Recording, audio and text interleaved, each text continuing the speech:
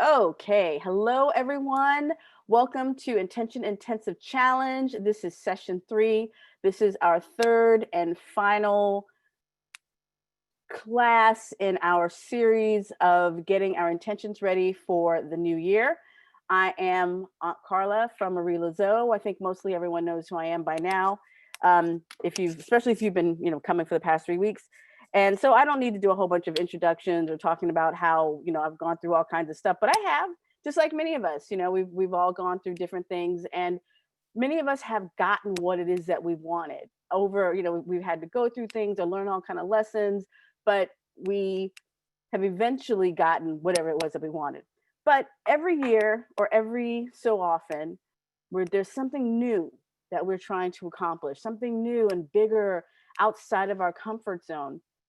So this intention intensive challenge is about how to break out of the comfort zone, how to break out of that self negativity, how to break out of that, oh, I can't do it, that kind of feeling that we often get, especially when we're trying to go for something large, something bigger in life.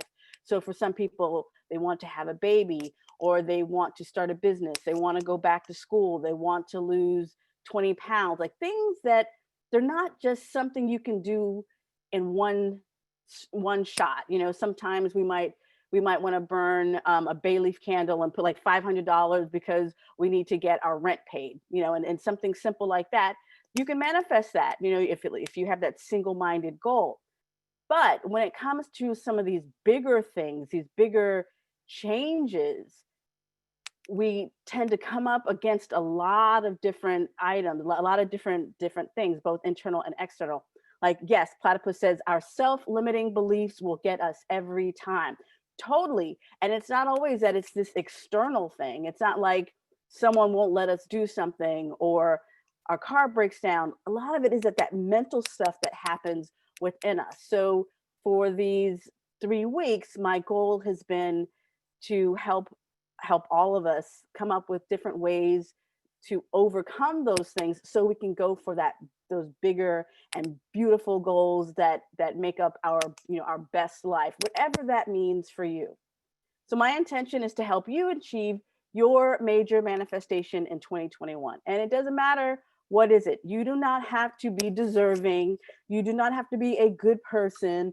All of that is just that stuff that doesn't matter. What's most important is, do you want it? That's it. If you want it, then I want to help you have it. And it's just not about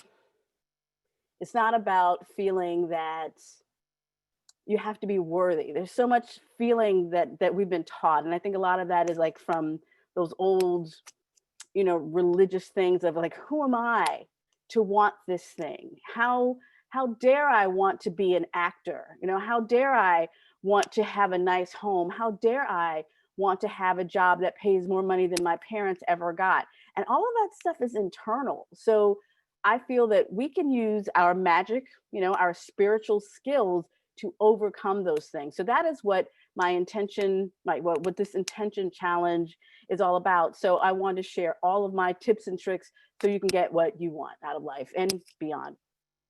So last week's assignment was choose one main intention. Now, I know some of us might have several, and I'm not saying you have to only have one, but like choose that one thing that you really want to lead with, that thing that you feel will really make a difference in your life.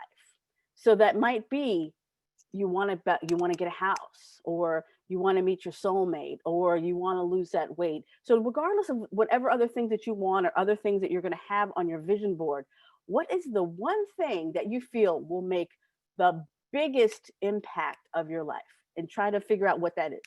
And then I want you to define your why. This was last week's assignment. If you haven't done it already, define your why do you want it? And it's not enough to say I want it, but you don't have to prove your root where your worthiness, but you have to define why you want it. So for some people, they will say, I want to build a business. I want to create a business because I want to create generational wealth for my family. Or someone will say, I want to I want to have a house because I don't want to rent anymore. I want to have a place where my family can live, and we're not paying, that we're keeping, that equity. Or I'm tired of being single, so I want to be married. And no one's no one's goal or dream is better than anyone else's. And it's really up to you. It's like, if this is what you want, this is what you want, period. And I'd say, and I recommend that you define your why, because as we're gonna talk about later today in today's class, the road to success is never a straight line. It's never always smooth. You can guarantee that you're going to hit some bumps along the way.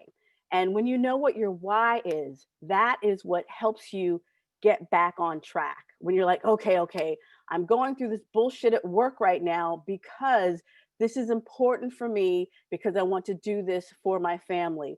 Or, okay, I really want to have this ice cream, but I really am trying to keep my, I'm really trying to keep my goal of not, for being like, I do not want like diabetes to run in my family. Like, whatever that why is for you, define it, because you will be coming back to it again and again. And also, if you don't have a big enough why, that means that intention might not be something you really want. So you cannot intend things that are for someone else.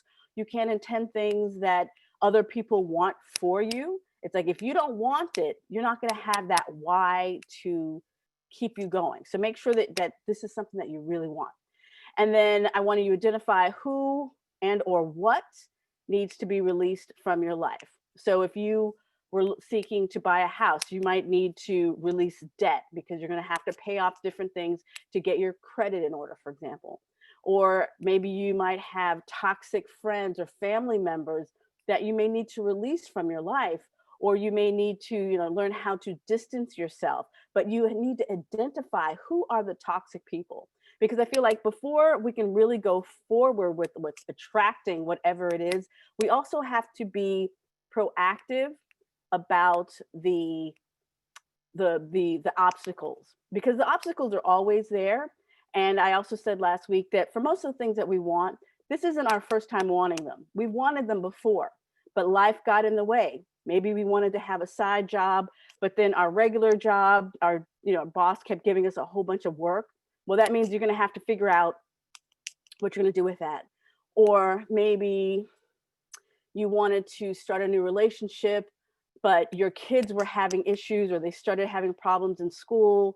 Then that means you need to handle that first. Even though, yes, you want love, you want whatever this big thing is, but you also have to look at what are the things that have gotten in your way in the past, because I can guarantee you they're going to return. So if it's something that can be released from your life, then you definitely want to do that. And if you're not really sure, so I have and also last week in the replay, I had a workshop on spiritual cord cuttings and clarity. So for example, maybe you're not sure.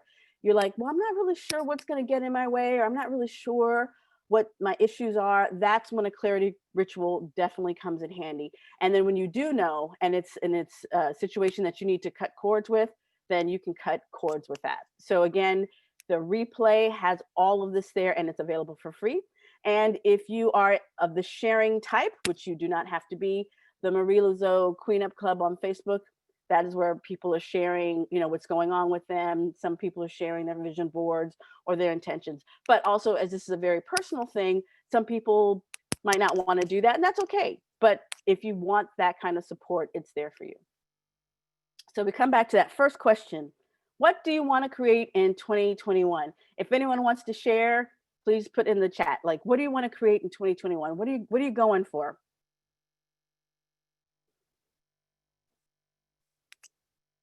Anyone? You don't have to, but just asking. Hey, B plus. So my mental health problem, new business, getting out of debt. Self-care collection. Oh, that's nice. 6 digits to my bank account. Finish degree, become a principal. Wow, work for myself. Bachelor's degree, finding soulmate. Oh, affordable RV we can fix up and travel. Oh, that sounds awesome, Platypus. For real this time. I like B plus is like, just be for sure for this. Yeah. Keisha, become debt free. My own home, find love, romantic love, extending my business. Maria says, I still don't know, and that's okay. Abundance, getting married, my own home, maintaining a strengthening movement practice. Grow my mindset coaching business and attract wealth, running regularly and eating clean. Oh, that's great. New businesses, new home, new car, stability. Grow my holistic business. Fantastic. Wealth. Relocate. I want to take my business to another level. You and me both. Meaningful work. That's so very important. Let me just get this eraser. Grow my Etsy business. Ooh, modeling career. I think, getting a book published in a bestseller. Love that. I think this year, just a side note, it's not even necessarily my intention thing, but now that I'm thinking about it, I think I want to do more work with the spiritual businesses that want to grow their Etsy, their online businesses, because it's something I really enjoy doing, and I feel like there's not enough support for spiritual entrepreneurs. Because like whenever I'm in these business groups, they're all very Christian based, and I'm like, I don't really feel like telling people, like, when people want to talk about their wins or the good things that happened to them, you have one person saying, oh yeah, won't God do it? And I don't want to be like, well, yeah, my love spell course went really well. And just like, so I feel like there needs to be more spaces, more safe spaces for spiritual entrepreneurs. So that's, I'm thinking that might be something I want to do. My craft. Yeah. Oh, Witches Brew Corporation. I love it. Yeah, but still, like, I want to get in, because also people were like, oh, well, what do you do? Or what's your product? And I'm like, I really am not comfortable talking to like hardcore Christians about, talking about magic. Like, I just don't even want to get into it. So I feel like I want to see more business spaces for spiritual entrepreneurs or witchpreneurs, that kind of thing. Complete and total independence. Yes, yes. Learn to read tarot. I love it. Okay. All right. So this is great. So we know about what we want to do. So the next step. So the first step was about preparing that intention. And then the second session was about protecting that. We wanted to protect it from people who would be out on the outside of things, people who would be not wishing you well. Because, not everyone wishes you well. Some people are around because they just want to see what you're doing so they can make fun of you. And it's the fact of the matter. So we also want to be very careful about who are the people in our circle. Now, also, someone had asked me last week, was I offering something as a protection? And I hadn't last week, but in the spiritual cord cutting and clearing and clarity class, I did add a protection spell, a fiery wall of protection spells. So if you would like to have some kind of protection for your, for your intention, like, this is your baby, then definitely check out that replay. They get defensive because they asked us do it in the closet. Totally. Okay, so what do you want to? So this week one was planning. Was preparing. 2 was protecting, and 3 is about planning to receive. So it's very important to come from a place of, I am ready, I am open, I am willing, I am going to receive this. Like, claim it. We have to be in a place of reception, open and receptive. We cannot come from, well, maybe I'll get it this year, or, oh, if I'm good enough, if I lose 25 pounds, maybe I'll be good enough to get this house. As you know, those things they're not even related. But this is how some of us feel when we're like that. It's like, oh, I can't plan to receive because I've been disappointed in the past. But at the same time, if you don't make space in your life to receive it, you definitely won't get it. So now, all 3 weeks, I've talked about the different blocks to manifestation. So not setting a magical foundation. So I talked about using magic, whether it's setting doing candles or a spiritual bath, using vision boards and other things like that, other magical tools. that that is one of those basic things that I feel can help when you're trying to get these major manifestations. Some people, one block will be setting too many goals. When you have too many things going on, you get in your own way. And why that is, every any of these one manifestations, even one of these things requires you to be a different kind of person. I mean, it's still you, but like the person who is going to buy a house, that means they're a person who is aware of how much money they're making, they're aware of their credit score, they're aware of all these different things, and you really have to focus on that. So if you're like, okay, I want to buy this house and I want to go back to school and I want to, like, there's all of these different transformations that need to happen. So be very, very careful about setting too many. Otherwise, you will have a lot of difficulty getting even one of them done. Now, next is not creating protective boundaries, around your goals. So that's about having the wrong people in your life, the people, your frenemies. Um, Also, talking to every person about what you're working on. Don't do that. Keep it to yourself. Silence is rule number one in magic. And there's something that you're working on, move in silence. You don't have to tell everybody. We get so excited and we're like, oh, I'm going to do this thing this year. And oh, I'm going to do this thing this year. But we can't spread our energy like that to everyone. So that's why it's good to have like a small circle, a small trusted circle that you can tell these things to. But do keep protective boundaries around your goal. Remember, it's like a little baby. And negative self-talk is another block. We talked. Platypus was saying, it's those self-limiting beliefs. So I couldn't do that. Who am I to? Who do I think I am? Or other people might say that to you. Um, who am I to be great? Who am I to want to start my own business? Who am I to think I can go back to school at the age of 50? Who am I? And the thing is, why not you? Why not be that person to do that thing? So we have to be very careful about that negative self talk. And then inertia is that desire to remain unchanged.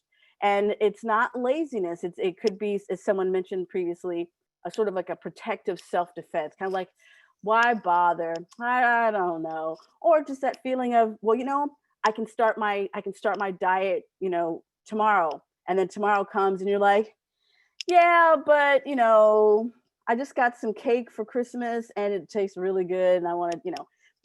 Inertia is just that desire not to make any changes. So these are the five major blocks that I came up with that keep us from getting to where we want. But there are magical ways to combat and overcome all of them. Maria says, I went back to grad school at 42, got her MBA. Look at that. Exactly. Yes. Yes. Latanda's like, that's right. We support each other in this group. So knowing all of these things, today's theme is failure to plan is planning to fail. So what this means is, if you don't have a plan, what are you going to do? Like, do you know what are you going to do when it comes to starting your intention for the new year? What are you going to do? If you don't have a plan, how will you take action? Or how do you know that you're going to be effective? So this is where having some kind of plan is going to come in handy. And we're going to talk about that. So I'm going to give you a strategy first called Fall Down 9, Get Up 10. And this is from sort of like I think it's like an Asian saying, a proverb. And it comes down to success is falling down 9 times, but getting up 10. So that means that 10th time, no matter how many times you fall, that 10th time, that is when you get up and you stay up and you get over that finish line. So I'm going to teach you what I call the Fall Down 9, Get Up 10 strategy.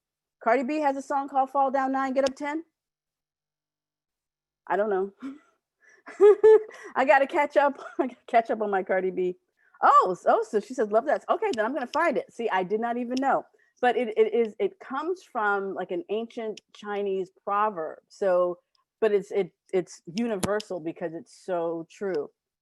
Oh, so you know what that means? I have to find this song and probably put it on a power playlist because that would, to me, that sounds like it's going to be very empowering. And if you like Cardi B, playing it maybe like while you're working out or something, it'll make you feel really good. I'm all about those music playlists. Oh, car. Mm-hmm. Make a reel, exactly. Ah, Alexis Ferguson said Denzel Washington said that in a speech too. Exactly. So now we are going to help you right now come up with your fall down 9, get up 10 strategy. So get your pencil or pen handy. And for each of the next 3 or 4 prompts, I want you to come up with at least 3 things. The first one is what or who inspires you?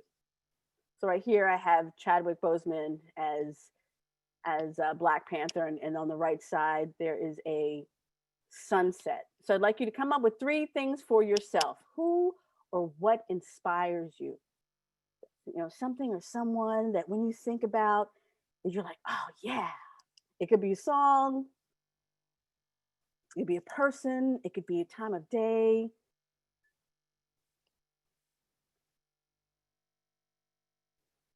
And if anyone wants to share, that would be great. No pressure. Nature. Yes, that's a good one, Platypus. Thank you. Like, what inspires you? Or is it who that inspires you? I was thinking about how I picked Chadwick Boseman because when Black Panther came out and, you know, many of us saw it, we were like, you know, we were so inspired by him.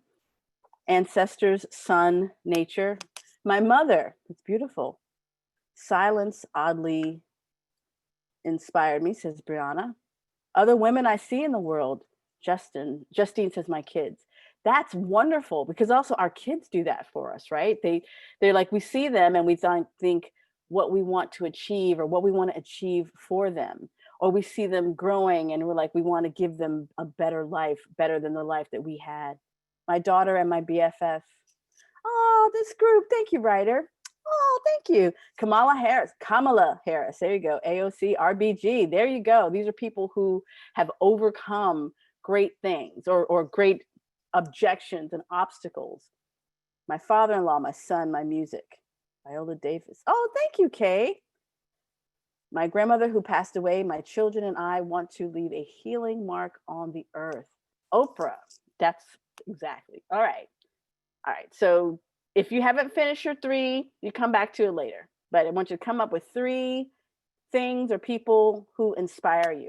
The next one, what or who makes you laugh? So on the left here, I have like Lily Singh from, I guess she's a YouTuber and Facebook.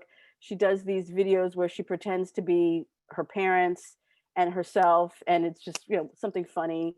And on the right hand, it's like a group of girls, like, you know, they're your girlfriends making you laugh. It could be your kids.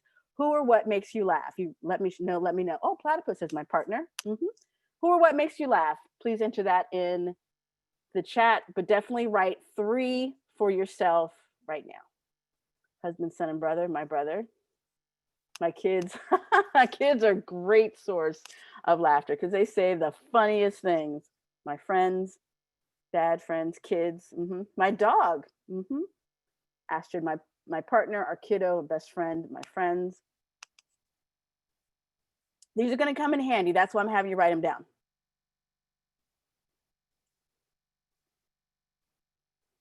Issa Rae, Lovey Jones, my kids. Issa Rae is very funny. You know what? Issa Rae is also, she would be very inspirational. And now that I'm thinking about Issa Rae, because Issa Rae started out as a YouTuber of sorts. She was creating her own webisodes, her own like television. Actually, it wasn't television; it was on the internet. She would do like, she would raise money to put a show together, like these episodes and this web show, and she got picked up by HBO. And then I think Chris Rock might have signed her to HBO, but he definitely was someone who like took an interest in her. And now she has HBO specials. She's been on movies, but it started when she was like, well, I don't see anyone who looks like me. I want to have some shows that look like me and my friends. And she started this show called, this internet show called Awkward Black Girl. And she has gotten so, she's just like totally exceeded anyone's, I suppose, expectations. And it started because she didn't want to wait. She didn't want to wait for Hollywood to come to her. She's like, I know I'm talented. I know I have a team of people who are really talented too. Let's make something happen. So I feel like she's also very inspirational. Love her. And Richard Pryor, my son and dog, nature, spirit, the universe be having jokes. No kidding. Oh, Arden, that's a good one. Robin Williams, Ghost Honey on Twitter. My daughter, my rats, I Love Lucy, Golden Girls, my closest girlfriends. We should get paid. I love that, Lauren. That's exactly what I'm talking about. The Office, Insecure. Yes, yes, yes, yes. So this is great. So we have, so hopefully you've written down the three things, at least three. And after, after, as you think about this for the rest of this week, I want you, if you come up with more than three, even better. I just want to do three for, for today's session. Oh, look at that. Kay says Issa Rae was just showing her vision board before all the success happened. And yeah, you think about it, her show was that was a kind of like a vision board, a moving video, a movie of what she wanted her life to be like. And now she's on HBO and Hollywood and all these other things. I want to see, yeah. So if you, I hope she's still on there, but it was Awkward Black Girl. That's Issa Rae. You know her now on HBO in the show Insecure. Welcome, Angelica. So Angelica, what we're doing now, we're making lists. Like if you can name three things or people that make you laugh. We're talking about how to plan to receive. We're planning to receive our good, our manifestations in the new year. And so we want to prepare for the inevitable ups and downs by thinking right now on who and or what makes you laugh. Instagram. Yes. Stephen Colbert. Yeah, that's a good one, Arden. All right. So next, what or who raises your spirit? Now, some of these, may very well be, may overlap, and that's fine. But these are just specific questions that I want you to think about. What or who raises your spirit? When you're feeling down, what inspires you? What brings you up? For some people, it's like seeing babies. It might be family. It might be your grandmother. It might be your godmother, your godfather, someone who your best friend, your sister, someone who, when something that you do or someone you speak with, that you get in the room with them and automatically you are already feeling better. Batty Winkle, yes, for sure. I love Batty Winkle on Instagram. Music, there you go. Music, this is fantastic. My coven. Maria says my brother, my best friend and Sassy Grant on TikTok. Platypus says weed. Hey, that's if that's not raising your spirit, I don't know what is. We have our cannabis witches here.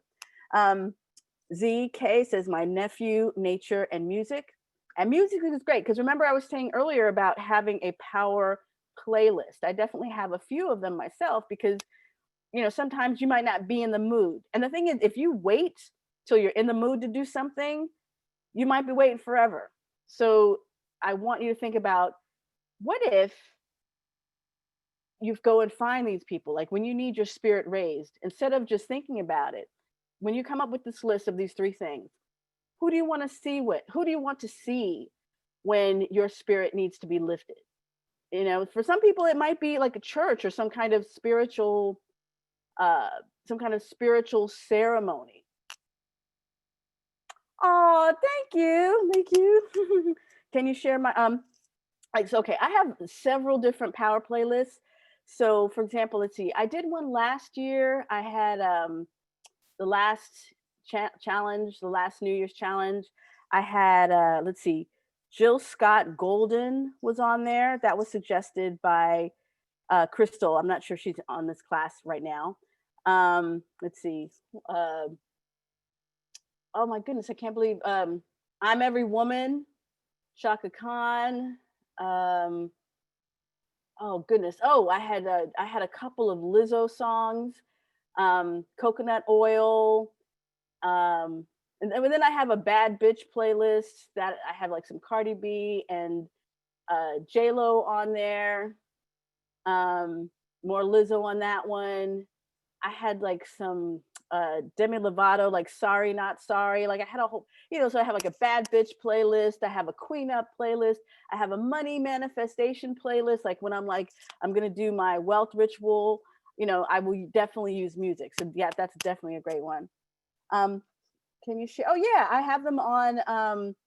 I have my power playlist, at least one of them on Spotify. I'll make a note of that. I'll share the playlist, Spotify playlist. Sure, thank you for asking. Um, Lauren says, my best friend, we just went to sleep at 10 a.m. from talking all night. I'm in here with one eye open. She pours into me and vice versa. Definitely music and meditation. Mm-hmm. Yeah, see, yoga and meditation. My best friend in music. Cleaning. Cleaning is a great one. Cleaning is one of those things that I hate to do, but when I need to get something else done, all of a sudden I get a really strong urge to clean. It's like it's like a reverse kind of procrastination. Like my place can be kind of not really kind of be cluttered, but then like let's say I'm on deadline to do something, and then all of a sudden the only thing I want to do is clean. It's just a weird thing. But once I do it, everything gets cleared and cluttered. And then I can do whatever that thing is really easily. So cleaning is so good. So, so good. Come and do these classes. Thank you. Cooking. There you go. Brianna says music and getting myself done up. Yes, this is fantastic. Get cute and clean with the music blasting. Really helps me. There you go. Self-care. Oh, ZK just made a money playlist. Ah, Platypus says, oddly, watching old commercials from the 80s in the Bay Area raises my spirits. Something about simplicity. And see, and that, isn't that wonderful? Everyone has their own thing. That's why I wanted everyone, like, I'm not going to tell you what raises your spirit because I don't know what raises your spirits, but you know. And that's the thing I want to remind you. When we are going through hard times, we'll put it this way, when we're good, when we're in a really good place, we do things automatically. We will do things and we'll feel good about it and we won't even think about it. But I want you all to know yourselves. This is all about like knowing who you are and being able to say, okay, I need to raise my spirit. So instead of just waiting, how about I reach out to that friend? How about I get cute and start cleaning my house? Like, even though you don't want to, but when you start going through that motion, you are changing your internal energy. 80 stuff is soothing. Cookie Cabbage says, lip syncing like I am the star. Exactly. Um, I'll share the money playlist in in an email because I got to find it. Oh yes, Precious says I love watching other celebrities' biopics. Everyone had a hard start, and it's inspiring how they changed the cards they were dealt. Yes, that is what I'm talking about right there. Precious recommends watching other celebrities' biopics. So also, if any of you, if there's something that you have been trying to do or wanting to do, find a story of someone else who's already done it. And now because we have YouTube, it might not be that difficult. So someone who has started a business when they didn't have any money, or someone who had a baby when they thought that they wouldn't be able to. They're like all of these stories of success, and people always have their story at the beginning of how difficult it was and all the things that they had to overcome, and the crippling depression and other physical challenges, but they persevered. Seeing those things, those stories always inspire me. And they're like, okay, all right, I can do this. I can do this. So things like that, we can do that for ourselves. Precious says, if they can do it, I can do it too. Exactly. And you know what? Let me say for the record, I have learned that jealousy is a map. Now, we can get jealous or envious at times, especially like when we're feeling kind of low vibration. We might see someone doing something we want to do, and we'd be like, yeah, because she slept with that guy. That's how it happened, and you can have all these different thoughts. But I have learned to flip it, to say, if that person can make that success happen, then I can do it too. And jealousy is a map because it's pointing to something within you that you want. There is something that you want. And when you see this person's story, you're like, you feel this anger. But what that's also coming from is there's a part of you that you know that you can do that, or you know that it's within you. And when you see someone doing that, something that you want to do yourself, and you get mad, don't get mad. Use that as a map. Use that feeling of frustration and envy and jealousy to turn that around and be like, if they can do it, I will do it. I will do it too. And I'm not going to give up. That is the best use of that kind of energy. And I'm not saying it's easy, but I'm saying it's something you can do. And these are all different, what we call pattern interrupts in psychology lingo. It's when you feel yourself going into a particular pattern before you start going in that downward spiral of negativity. You're going to have to stop, catch yourself, and make a different choice. You're going to have to interrupt that pattern of being pissy and frustrated, and do something differently. So, who is it or what is it that raises your spirits when you're in the middle of having a meltdown? You're going to have to put yourself together and take those steps and make a shift. I'm not saying it's easy, but it's going to be one of the things that saves you and saves your year so you can make sure that you can get what it is that you want. Yeah. Okay. Oh, so Issa has a vision board. Oh, okay. So Melanie posted a link to Issa. Okay, I was just talking about like her videos themselves. All right, so we have another one for you. Another question. I want you to give me 3. What activities and places make you feel good? So we have dancing, we have the beach, we have, let's see, there's dance classes, there's yoga, there's a woman in the woods taking a hike. And these don't necessarily have, you might not be into any of these things. The 4-minute, wait, what did I just say? The 4-minute marathon, where'd it go? It's so fast. The 4-minute mountain phenomenon. Roller derby, I'm literally dying without it. That is so awesome, Arden. I know you're a roller derby, like, is fanatic the right word? I know, but I know that you're really passionate about it. Lisa says beach and Pilates. Angelica says I need to be at the beach. Camille says knitting, yoga, meditation, singing, dancing. And actually, look at a lot of these things. A lot of these are involving body, like movement, because when we are often feeling stuck, we're often not moving, and we're feeling stuck because our body is also kind of stuck. So one of the other pattern interrupts that you can do is get out, start moving around, dancing, cleaning, hiking, swimming, like whatever kind of activities. Even if you're stuck inside the house, this is where movement will definitely come in handy. Jumping around, jumping jacks. What can you do to get your cardio going within your home? What activities and places make you feel good? Singing for sure, loud. Venturing through New York City. Mariah, I used to live in, I just moved there like here, a year ago from there. And New York City, walking around is so inspiring, which is a good thing because it's so expensive to live there. And walking through cities, walking through town, you didn't even have to spend money. You could just like see things and people doing things, and the neighborhoods would change as you walked around, and you would just have this feeling of, or I would have this feeling of possibility. Like I might not have any money now, but maybe one day, or look at these people, look at these great street performers, or look at these shows that are going on. It's a very inspiring place. Talking on the phone, you're communicating with other people. Creating, yes, the artist in the house. Platypus says cooking and making my home smell delicious. That's a wonderful thing. You're like, you're puttering around the house. What are the activities that make you feel good? April says the ocean, being near water, walking, mother-daughter adventures. It doesn't matter where to. Yes, there's always something to see in New York City, going to concerts, plays, love live music. I miss live music, but man, live music is a powerful force to be reckoned with. The closest we can get to it now are when we can see certain live shows, like, on YouTube or whatever. But if you're somewhere where live music is kind of sort of available, there's something about the music that is being created and live, going from the musicians or the performers back to the audience and back, and it creates like this loop, and it's so very powerful.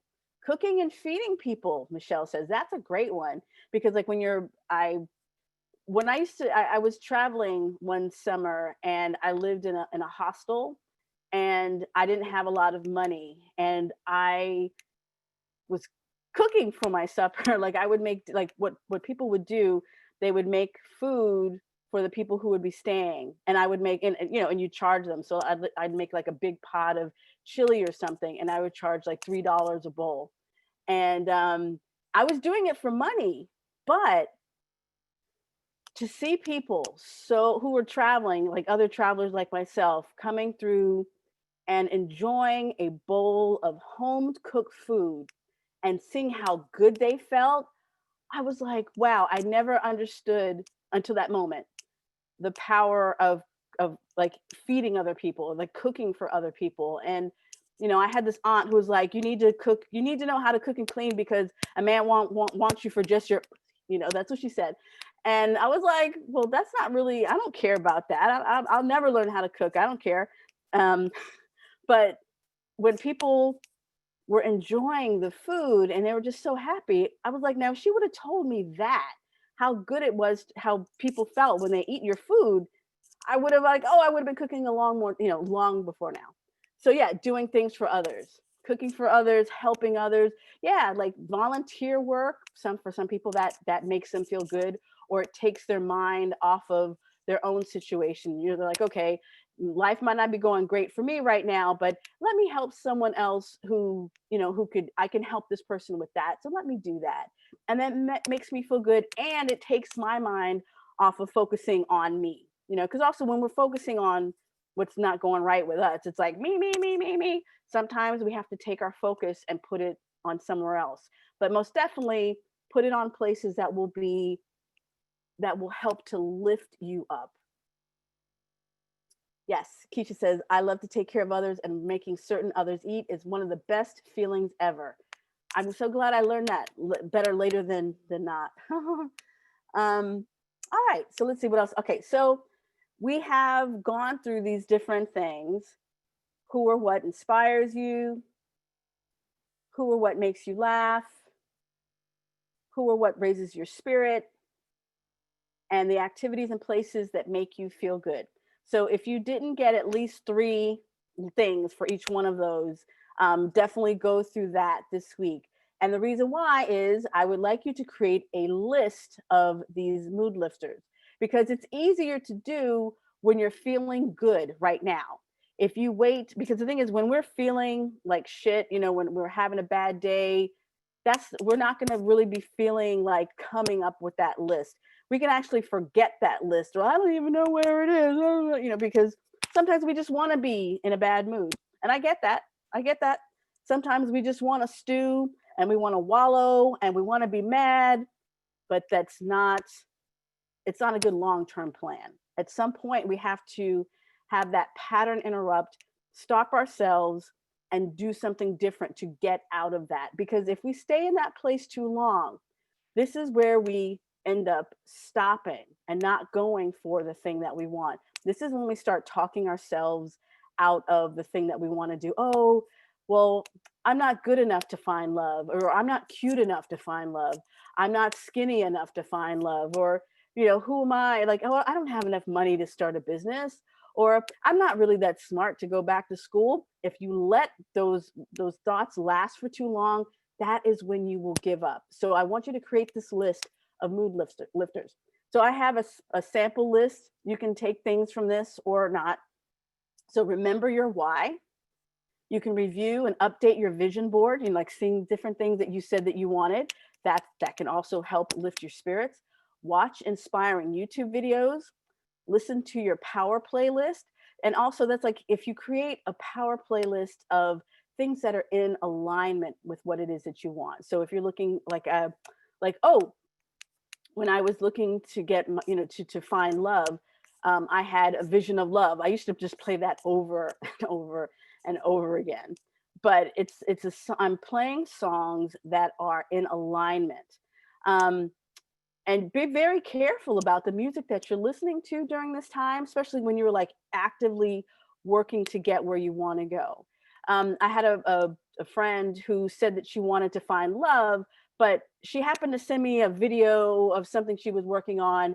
And it was this really sad song about, oh, I'll never get over you. And I'm like, what are you doing? So be very mindful of the music that you are playing, because music is so very powerful. You can perform a fiery heart candle ritual when you're feeling down, when you're feeling like you need more courage or commitment to keep at what you're working on. The fiery heart ritual, that will also get you motivated and inspired. The fiery heart candle ritual can be found in last week's clarity and clearing class. So that replay is there. And it's also available in one of the other master classes, but it's definitely I have a free version on YouTube. Seek out role models. Please, please, please. Most of the things that we want to do, someone else has done them. So who are these people? You don't even have to know them personally. You can read biographies, you can check out YouTube, you can look them up, online. Who are the people who have done what it is that you want to do? Look them up, read their story. That will help, bring you up. Talk to supportive friends and family. Who's that family member who always has your back? Is it your brother or your cousin, your best friend, who's like, girl, you got this. I don't know what you're talking about, because you got it. You got this. You're a beautiful girl, and blah blah blah. Who's always like hyping you up. This is the time when you definitely want to reach out. Spend time in nature. Some of you talked about going hiking, or going to the beach, or being in water.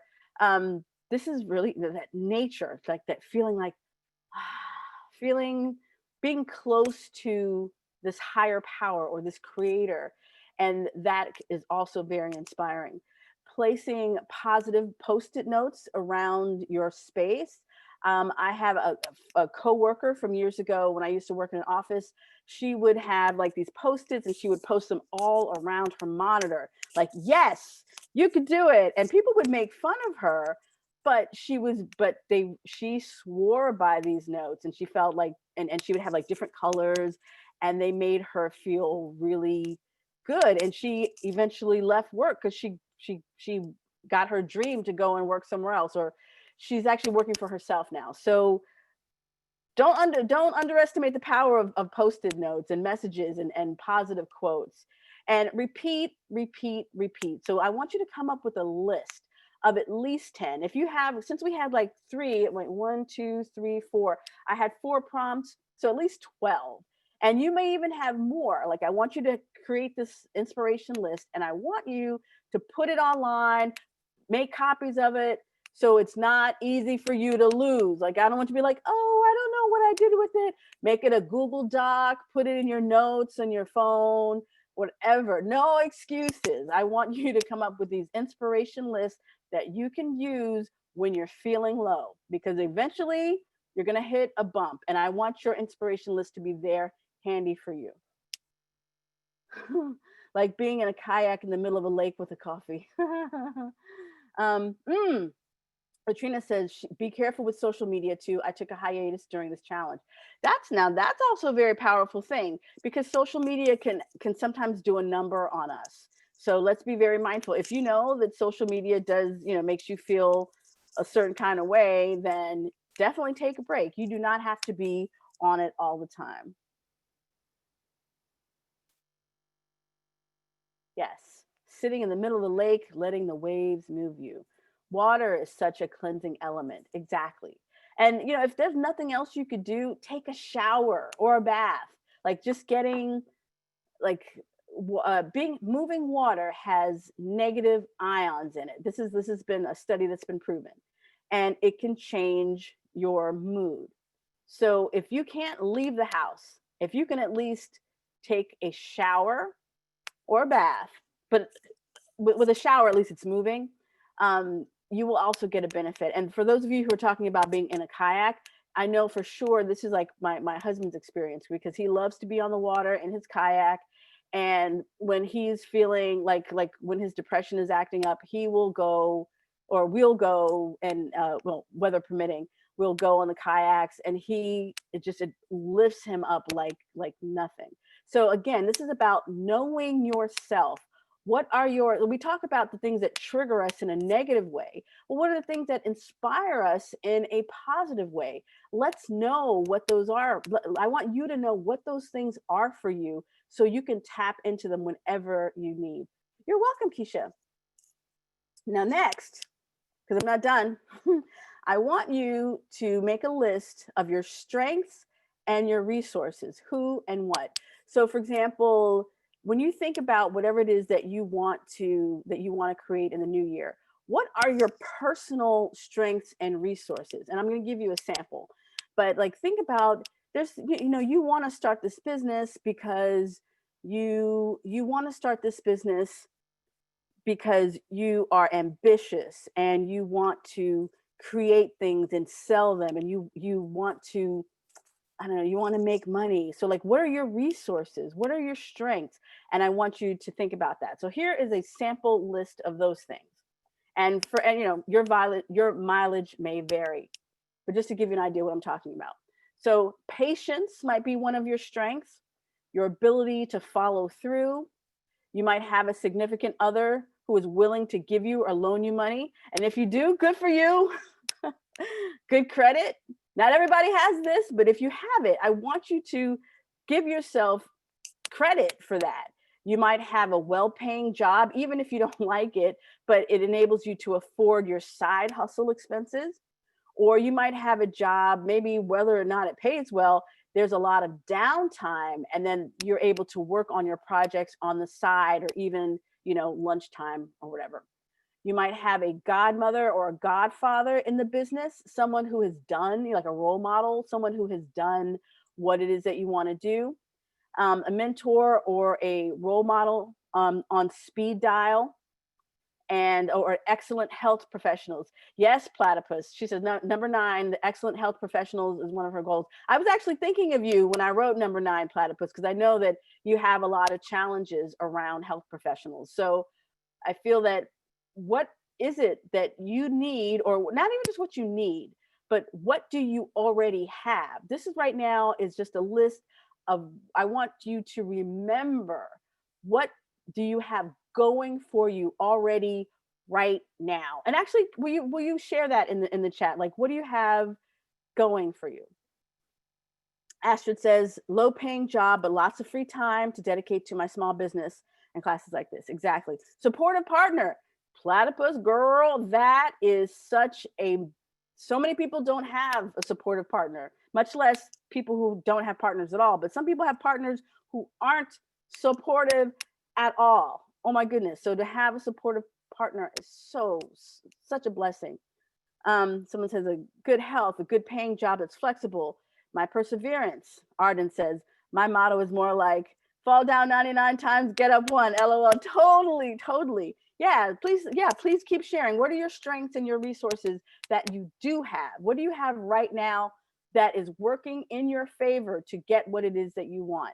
So like, you're going back to school at 42, that means you're not afraid of what people think. You're like, fuck that. I'm going to do what I'm going to do. I'm not worried about what other people think. What is it?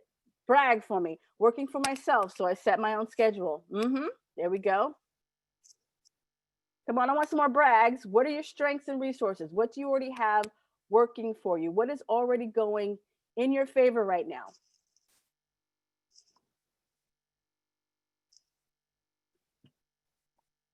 My courage to change what I feel isn't working. Yes, Keisha. Yes, absolutely.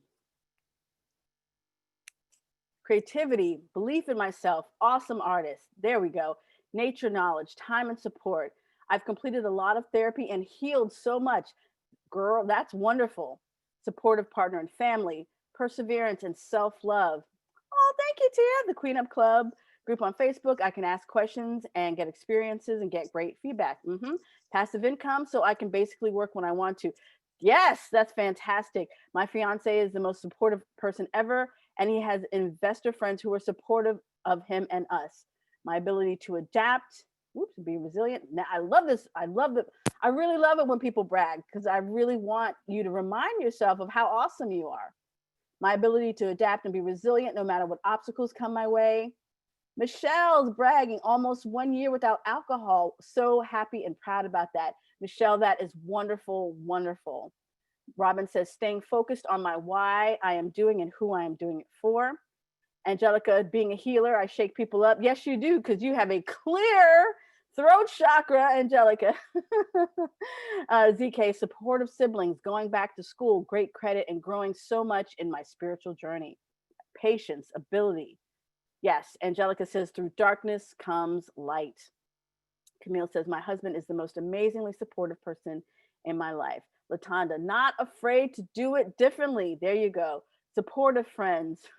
Maria says, my throat and sacral chakra are a mess. All right, but brag about what's good. What's good though?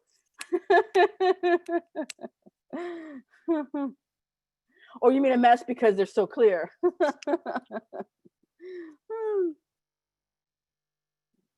No, oh, blocked. Oh, okay, I got you. All right, I think in the which one is one? I think it might be the tarot one. No, the crystals we talk about chakras. Yes, acupuncture helps. Oh, B plus says my kid told me he's genuinely happy. Oh, B plus, that's so wonderful. Gosh, because when our kids aren't happy, they let us know, and they're just so like, so to have a kid that's happy, whew, such a blessing. Astrid says a very open third eye and crown chakra. And because you're a healer, Astrid, that is very powerful. That's very good. Any other brags?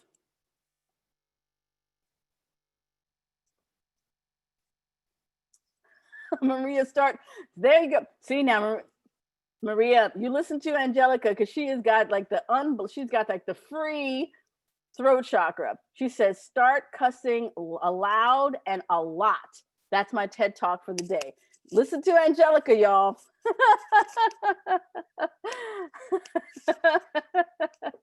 Oh my goodness, this is great. Camille says I do. Okay, so I want you to get in the habit of bragging about what your strengths and resources are. Because again, when it comes to doing this thing, whatever this thing is that you want to do, you have to know yourself. And that means like that fake humble shit's gotta go. This is not about, oh, well, I'm a really good person. This is not what I'm talking about. We're all good people in our own way. This isn't about that. This is about, what do you do well? What are your strengths? What are the resources? What are the things that you have going for you that are going to help you to get where you want to go? This is what this is about. Oh, Camille says, I've been thinking about owning a house all year, and this year was supposed to be the year we saved, but instead we're buying. We close tomorrow. Whoop, whoop. All right, Camille. Look at that. Now, see that? It's just like she's been thinking about having a house. She wasn't thinking that they were going to buy, but now look, these are the things that happen when we focus on what it is that we want. Like when we think about what we want, not what we don't want. We really want to stay focused in that place of possibility, because that's where change happens. When we can somehow see it in our mind's eye and repeat it over and over again, that's when our subconscious is like, okay, so I guess they want a house. So okay, let me see. Here's an option here. Here's an option here. Here's an option here. And then all of a sudden, wait a second, there's an opportunity to buy. So think about your possibilities. Keep your mind on what you want, only on what you want, not on the other stuff. Ooh, Platypus says, my building and mechanical skills from the military will help me with the refurbishing of an RV. Platypus, I had no idea that you had all those skills. That's fantastic. Wow. I'm not mechanically, like, that's not my gift. But the thing is, I have other gifts, and that's fine. But you have that, so when it comes down to you getting in your RV and you and your partner and traveling and doing stuff, that is amazing. So that's fantastic. Whew, y'all are just like awesome. Okay, so there's still more, but now we're gonna move a little sideways. So we're talking about planning to receive. So these lists, we had the sample inspiration list, and a sample list of strengths and resources. This is creating a list for yourself that you can review and come back to when you need to be reminded of your power. Because sometimes we forget how powerful we are. We forget.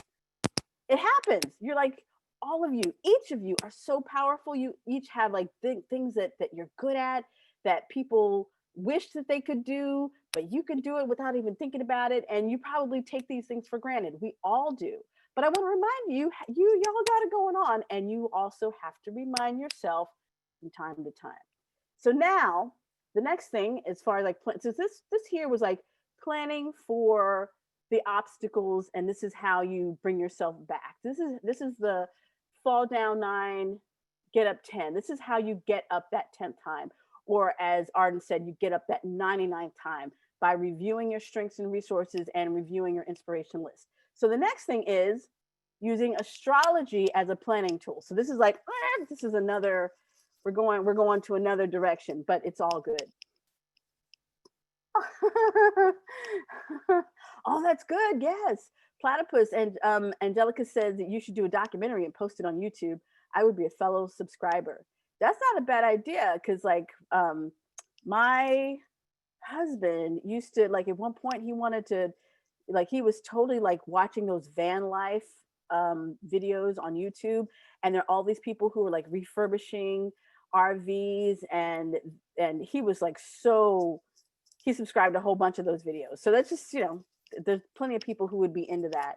So it's just one of those things we've been thinking about it. So good. Platypus says we've been thinking about that since we've been doing that once we get the RV. That's fantastic. Good. So Alexis says, I think astrology is my calling. Well, there you go. So astrology, and this isn't going to be a deep dive into astrology, but astrology is kind of like a clock in the sky, and it marks time. And we can also use astrology when planning for the things that we are gonna do with our intentions in the new year and beyond. So I was having a conversation with my husband, and he's a muggle and he's an atheist, but we still love him. And we were talking about, what did people do? Like, he would say things like, well, what do we do before digital clocks, for 11:11? And I was like, well, you know what? We have numbers now, and people will interpret it however we want, because that's, numerology. But when it comes to things like the months in the year, the days in the week, they each have different kind of rhythms. And astrology, for example, marks time in the sky. There was a time when our ancestors who were living off of the earth, they were very aware of what was going on in the heavens. They did their planting and their sowing and their reaping based on yes, based on what was going on in the sky, what phase the moon was in. And then later on, we had astronomers and also astrologers who marked what was going on in the sky and relating it to what was going on in the earth. So you've probably heard the phrase, as above, so below. So for example, earlier this week, we had this great conjunction between the planets Saturn and Jupiter, and it was also on the winter solstice. Now, the early astrologers, whenever they would see these different kinds of conjunctions, which is like, this conjunction was that Saturn and Jupiter were 0.1 degrees away from each other. That's something that only happens like every 200 years. And astronomers and astrologers were basically marking these phenomena.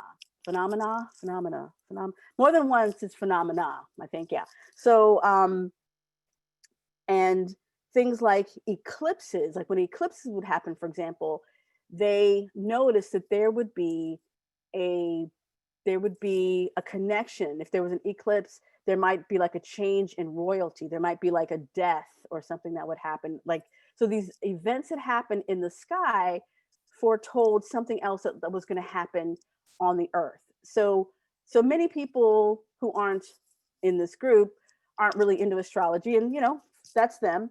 But you can use astrology plan to plan what it is that you want to do, and at least have those energies work in your favor.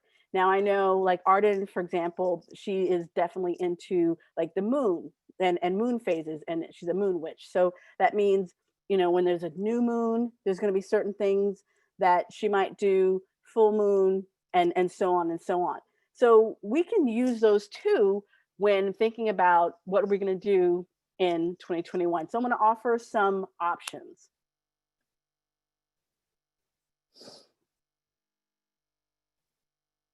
Okay. Oh, good, good, good. Okay, great, great, great. Okay, so now this is not even the full thing, but I just want to give you a little snapshot. So winter season energies. So right now we're in Capricorn, and the theme of Capricorn is goal setting, structure, building, fatherhood, clarity, course correction, and business.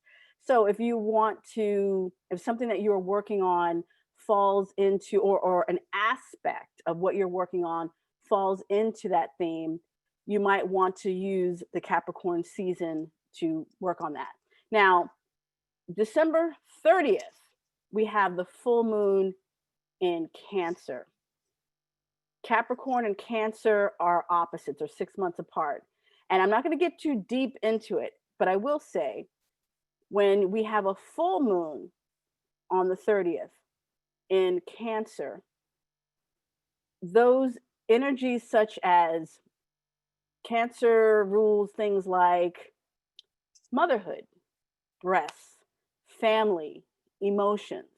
And if there are things that you want to release or banish, you would want to use that waning moon energy after that Cancer full moon.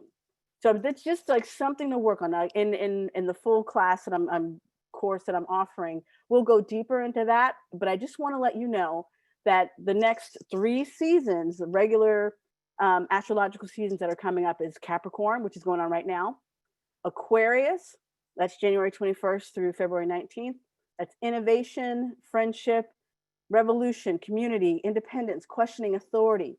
If there's something that you're working on that is like an aspect of what you're working on is coming through, like it hits on any of those kind of themes, you might want to do rituals during that season. Or you might just want to say, okay, and then March, Pisces, from February 20th through March 20th.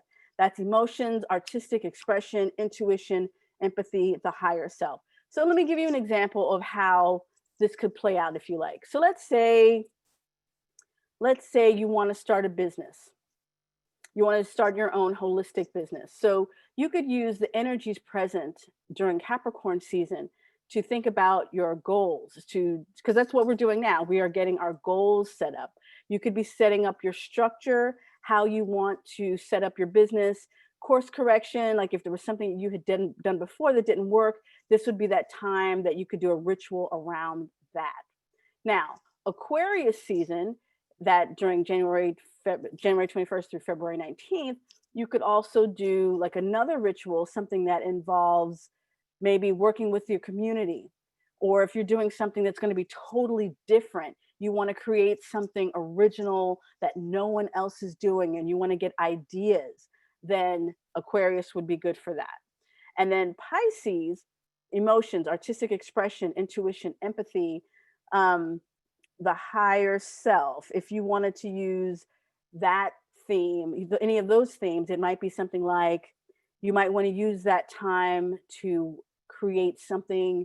You might really want to go into your intuition and decide, okay, this is the kind of business that I want to create, or I think I might want to add spiritual readings to my business.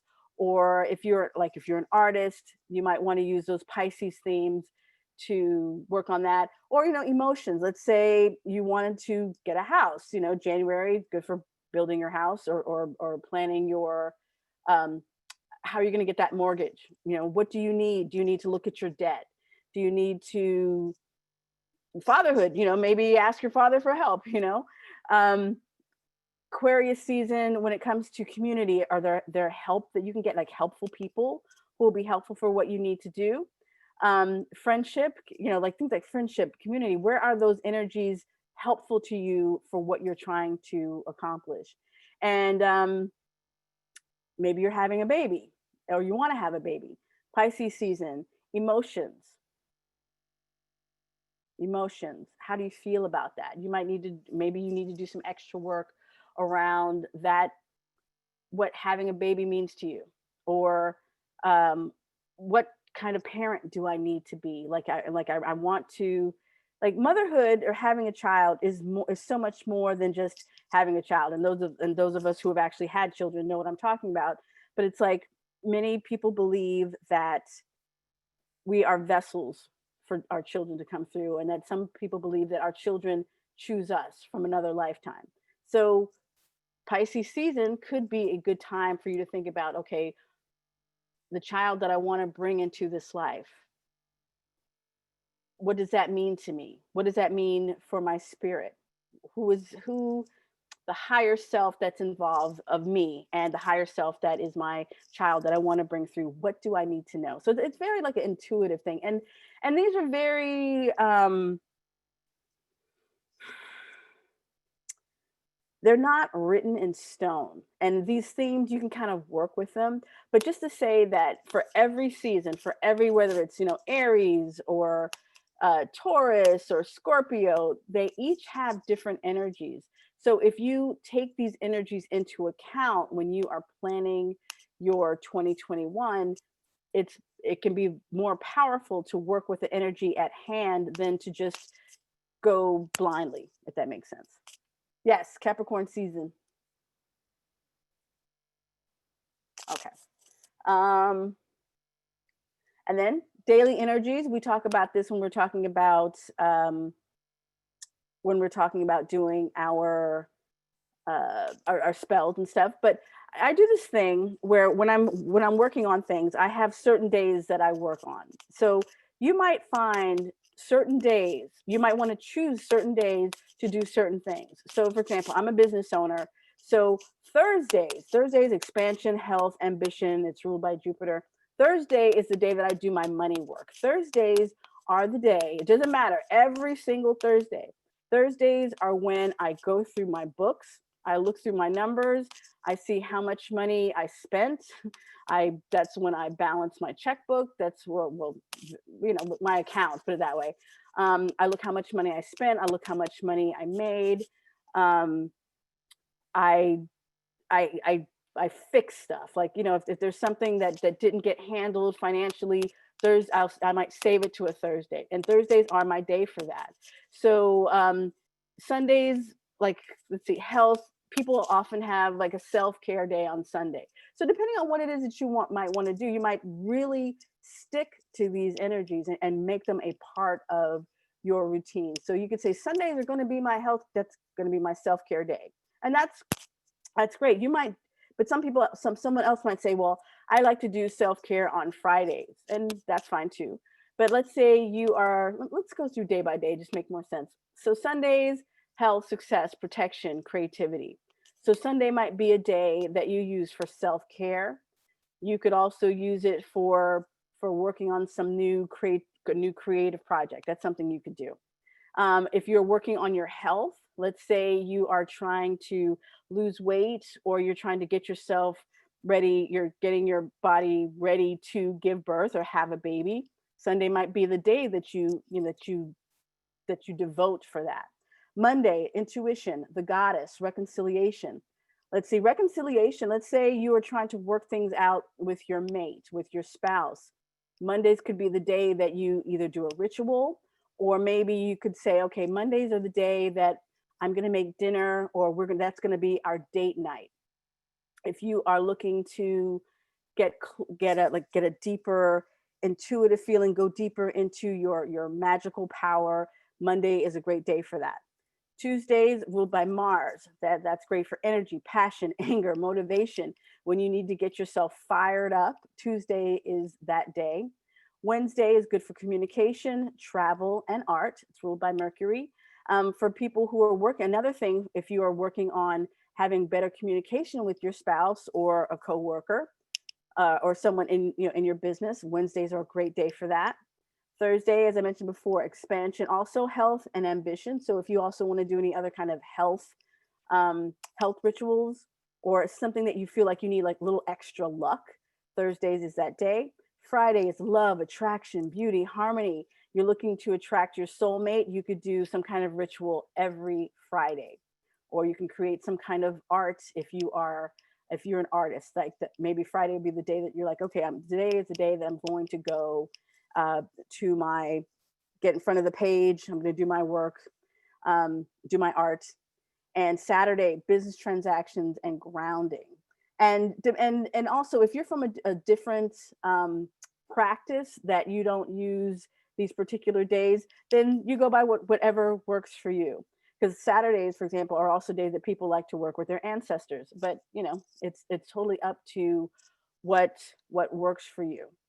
And so think about that going forward. So when you're planning your 2021 and beyond, what are the days that you think you're going to do certain things? Like, what are you going to do during Capricorn season? What are you going to do during Aquarius season? What are you going to do during Pisces season? But then Sundays, how can Sunday benefit you? How can Monday benefit you? And so on and so on and so on.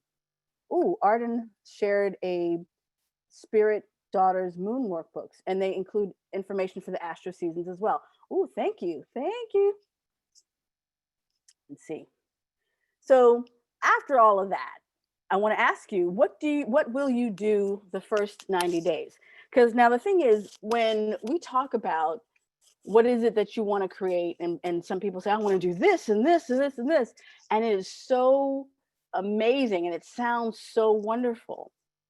But what does that look like in the first 90 days? If we have this really big goal, we might not really know how to break it down into, what are you going to do first?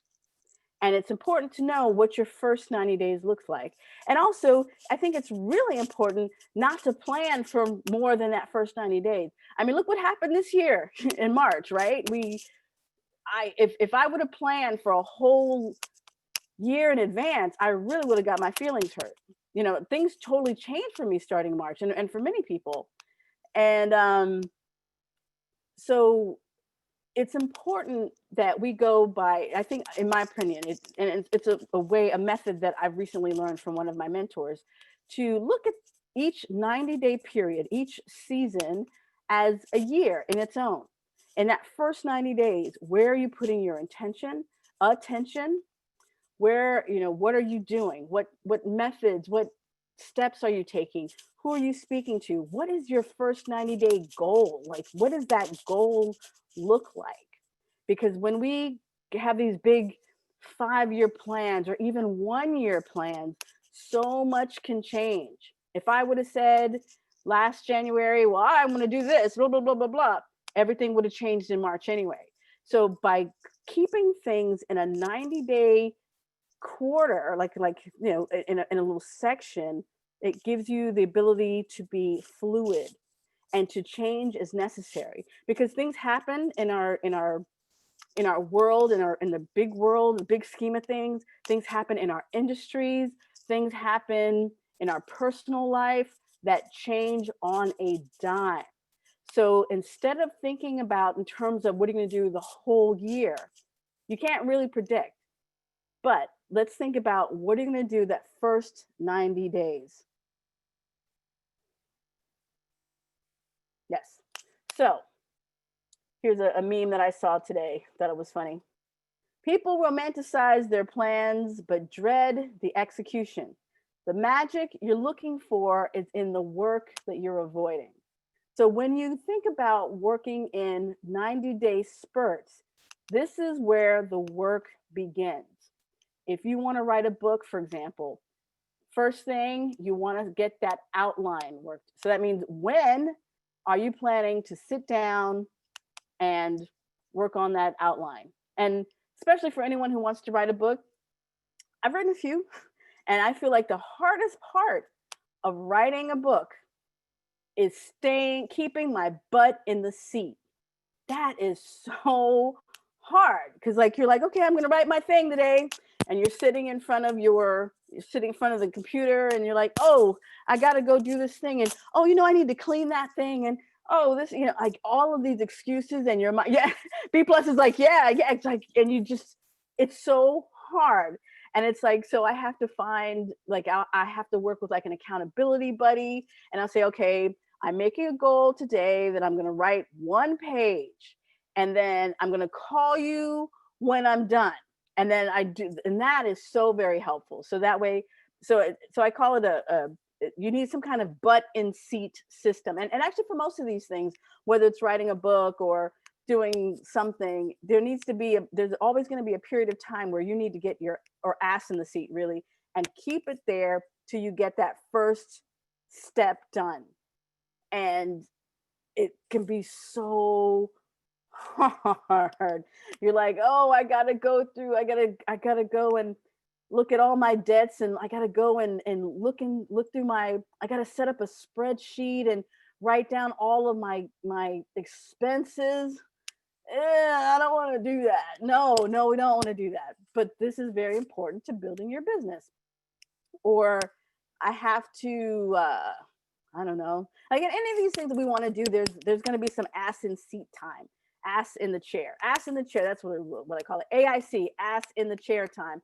And you have to find something that works for you. Another method that I use that's been helpful. There's a thing called the Pomodoro technique, and for writers, this is really good. And it might help any of you who have to do something at a seat with a butt in a chair. Uh, there used to be, I think there still are, these tomato timers, and it could be a tomato, it doesn't have to be, but it'd be the tomato timer, and they're about like, you set it up for like 25 minutes, and the goal is you set that timer for 25 minutes, and then you keep your butt in the chair until you do what you're supposed to do. And then when the thing goes off, you could take a 5-minute break, and then you do it again. And this is called the Pomodoro technique. Pomodoro. I'll write it down. Pomodoro technique. And oh wait, I spelled that wrong. Pomodoro technique.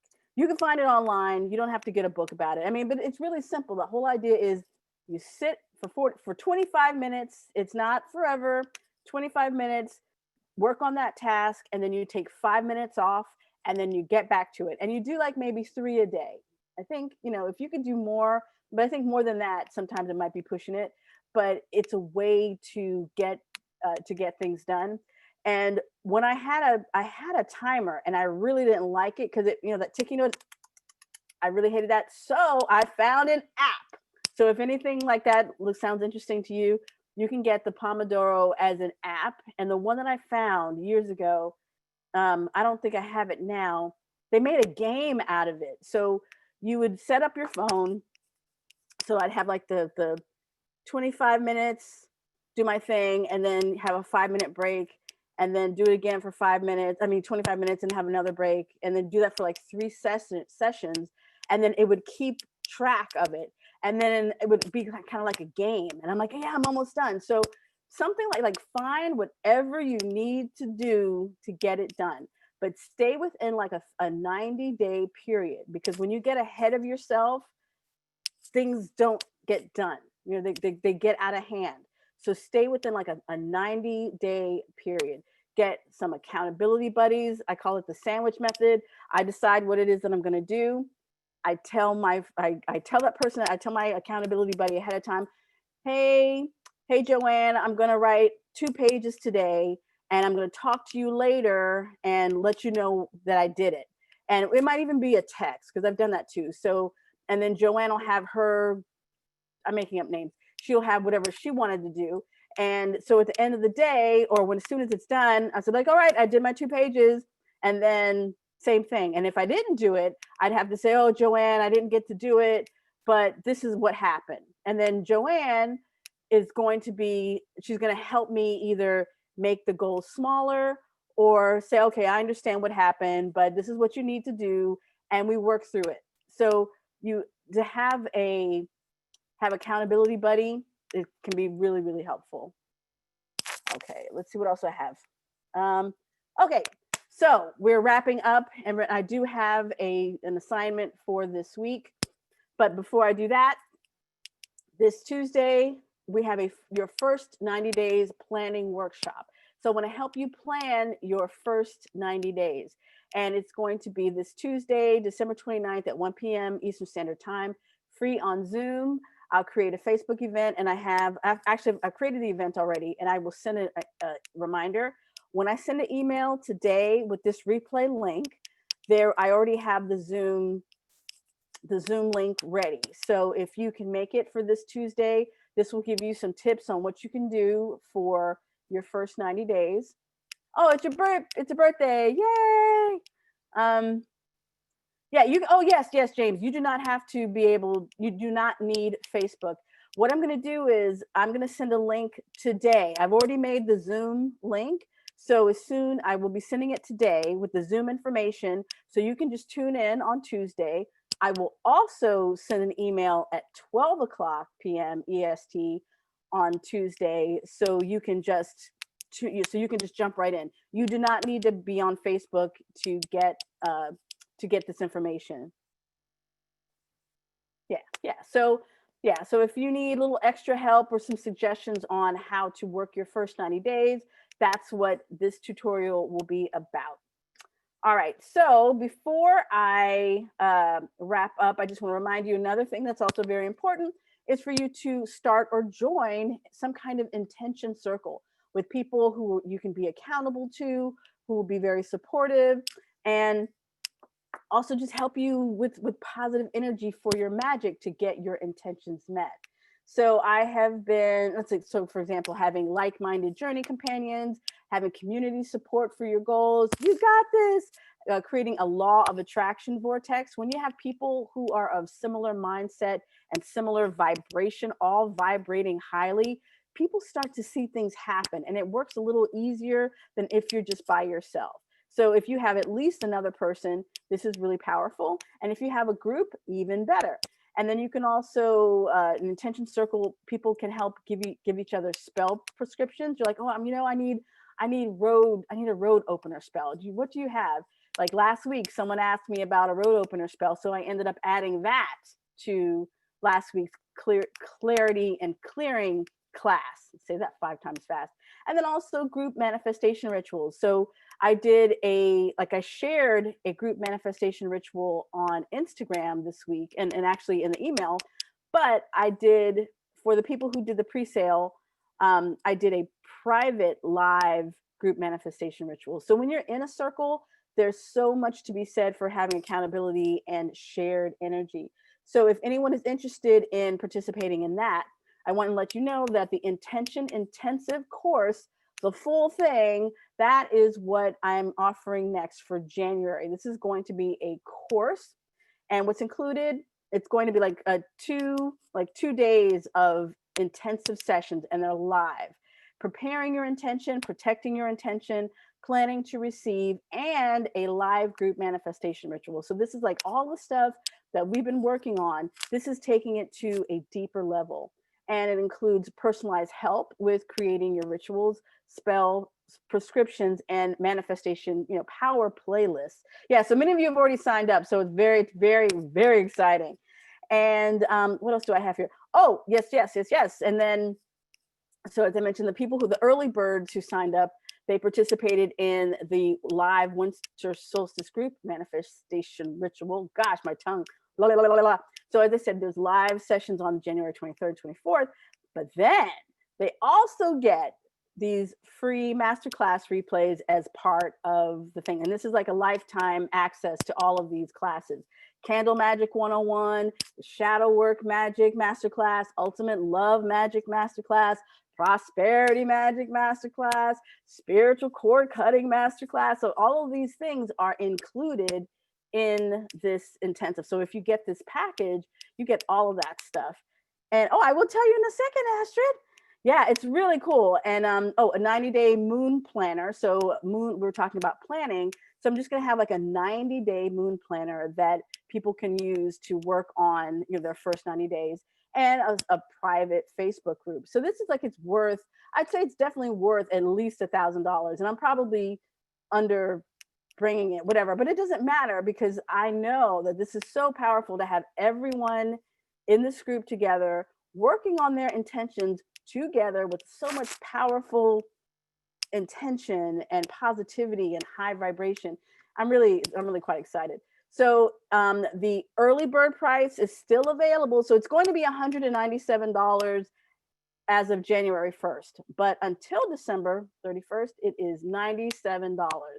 So that is available at queenupclub.com/early. So you get all of these goodies for $97 if you get it before before December 31st. And I'll be talking about that again later at Tuesday's class. But before, yes, thank you, Veronica. So now we're going to talk about this week's assignment, and then I will set you all free to do whatever it is you need to do for the rest of your day. So I would like you to create your fall down 9, get up 10 list. That includes your list of inspirations and your list of strengths and resources. That is your fall down 9, get up 10 list. I would like you to review your winter season energies, like what's going on in Capricorn season, Aquarius season, Pisces season that can help you. And I would like you to review your daily energies. What are the days of the week that may be more powerful than others for the things that you want to create? And I want you to plan your first 90 days. And if you want to share your progress in the Marie Lazeau Queen Up group with this, I would love that, because perhaps you might need to tighten something up, or maybe work a little, like push yourself a little harder. Or usually I think people put too much, like they'll I want to do this and this and this and this and this, and then it's so hard to kind of, it's hard to make it all happen. But I'm a big fan of baby steps. And in my experience, baby steps kind of trick your mind into getting things done, because it's like, you're like, I do this little thing, I can do this thing today, and I could do this thing tomorrow, and I'll do this thing tomorrow. But like I'm taking baby steps. That way I'm sort of like sneaking underneath my brain's radar, because when I try to do these big, and that's like almost kind of like that kind of masculine way of doing massive action, you hear like Tony Robbins and other people. I mean, that's great, but you want to be able to sustain the actions that you're taking. And in my experience, when I do those baby steps, they're small enough that I get to do this thing and I feel very happy about it. And the next day, as long as consistency is the main thing. If you do consistent baby steps every day, something small towards your goal, the momentum starts to build before you know it. And then before you know it, you're like, oh shoot, this thing is almost done. But when you're like, I got to do this and this and this and this, we get overwhelmed. We get tied up in stuff. Life gets in the way. But keep things manageable for yourself. Consistency is the key. Consistent, small steps. So I want you to think about planning your first 90 days this week. You can always change it. There's nothing etched in stone or in blood. Keep it simple. Yes, Luz, keep it simple. Because life, as I said before, life is definitely going to get in the way. Something is going to happen. People are going to get sick. People might pass away. There might be some job loss, like stuff happens, and that is life. So if you don't create something that is manageable, that means when something else comes, it's going to be difficult to regain your momentum. But if you keep it small and consistent, you can still roll with it, and you can still get to your final, get to that destination. Okay, I'll talk about what is fall down 9, get up 10. I'll talk about that in a second. So before I do that, I just wanted to give you all this week's session 3 assignment, and then we'll do question and answer for anyone who wants it. So create your fall down 9, get up 10 list, review your winter season energies, review your daily energies, plan your first 90 days, share your progress in the Marie Lazeau Queen Up group. And remember, on Tuesday, we have this tutorial, your first 90 days planning workshop. So if you need help with that, I will be available for that. So I'm going to turn off the recording in a second, and then we will do question and answers. And oh, for any of you who are curious, so the Intention Intensive, the early bird price is $97, and it's at queenupclub.com/early. You're welcome, Astrid. Okay, let me turn off recording, and then we'll do question and answering. And if you have to go, you can go. Stop recording. But I'll see you on Tuesday for Tuesday's tutorial.